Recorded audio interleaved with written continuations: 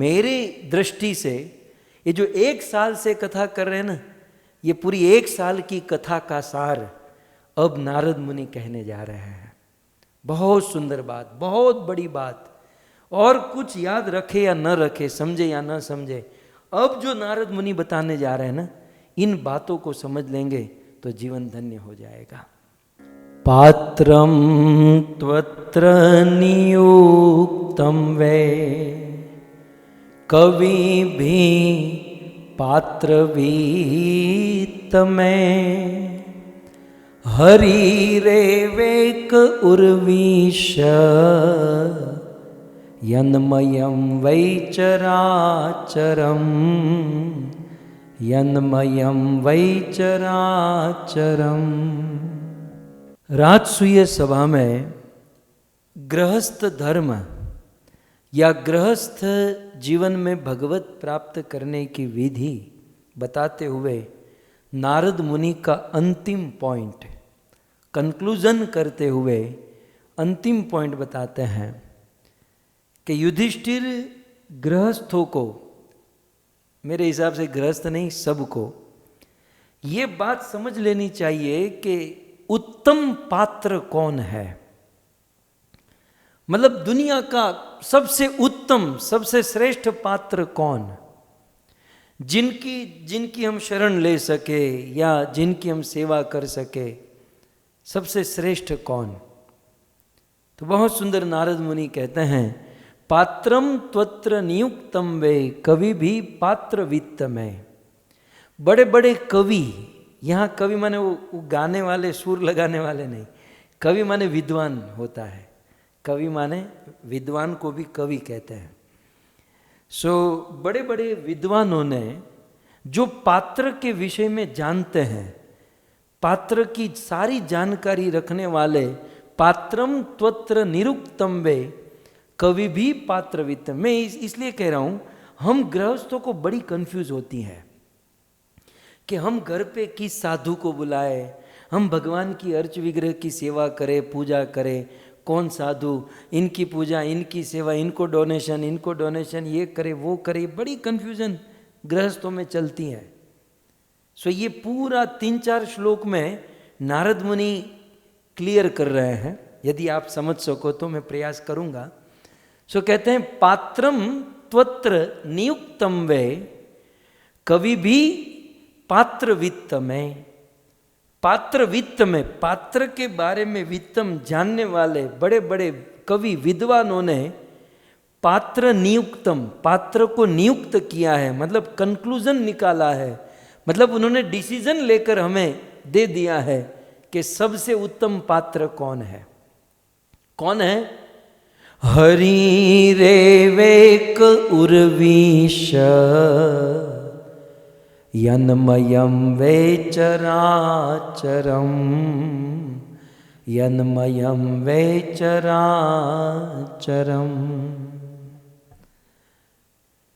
ये पूरे चराचर जगत के स्रोत, ये पूरे चराचर जगत जिनका अंश है, ऐसे हरि ही वास्तव में पात्र है।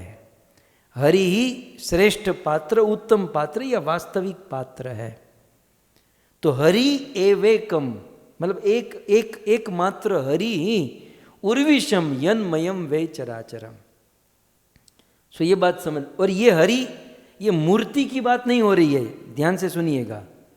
ये कोई अर्च विग्रह मूर्ति डिटी की बात नहीं हो रही। ये बात हो रही है गौलोक में रहने वाले, गौलोक विहारी बजेंद्र नंदन श्याम सुंदर जो हरि है, वो सबसे उत्तम और सत्पात्र है। यदि आपको कुछ लेना देना है तो आप गौलोक जाओ, उनको कुछ देकर लेकर आओ, नहीं तो उसको नीचे बुलाओ और उनको हाथ में दो, तो ये सत्पात्र है। देखो स्टेप वाइज क्लियर कर रहे हैं।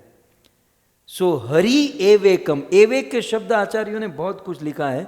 एवेक माने साक्षात हरि, कोई रिप्रेजेंटेटिव नहीं, या कोई आजकल कहते हैं ना मैं हरि का अवतार हूं, या मैं भगवान का रिप्रेजेंटेटिव, कोई बीच में नहीं, सीधे हरि, साक्षात हरि जो है वही सत्पात्र है। गीता में जैसे कृष्ण ने कहा भोक्ताराम यज्ञ तपसाम सर्वलोक महेश्वरम स्वदम सर्वभूतानाम।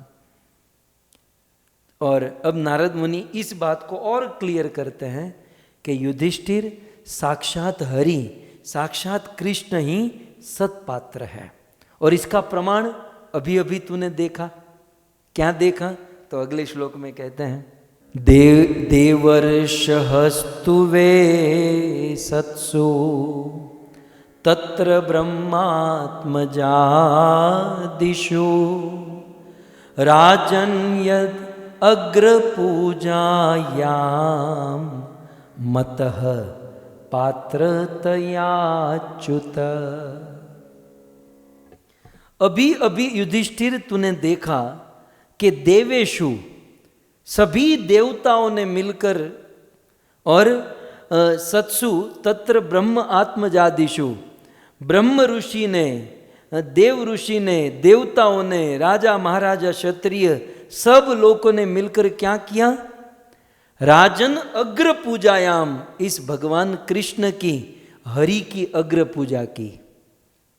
माने सतपात्र गौलोक में रहने वाले द्विभुज श्याम सुंदर भगवान श्री कृष्ण है। और उसको और प्रमाण, कुछ लोग कहते हैं ना निराकार ब्रह्म को पूजो, यहाँ निराकार की बात ही नहीं है, यहाँ किस भगवान कृष्ण की बात है? कुछ लोग कहते हैं ना ये उस कृष्ण की भक्ति मत करो जो अंदर परमात्मा के रूप में रहते, वो यहाँ परमात्मा की बात नहीं है। यहाँ क्लियर बात है कि राजन, दूसरी लाइन में देखे, अग्र पूजायाम, अभी अभी अग्र पूजा हुई।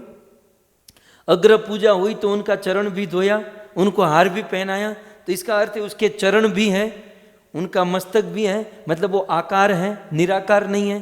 तो ये तो बिल्कुल क्लियर हो गया कि जो साकार है और जो स्वयं भगवान श्री कृष्ण है, मतः पात्र तयाच्युत, उस अच्युत को, उस भगवान श्री कृष्ण को पात्र माना गया। सबसे उत्तम पात्र, सबसे श्रेष्ठ पात्र, जिसको आप दे सकते हो, जिसके शरण में आप जा सकते हो, केवल यही है, वो उत्तम पात्र।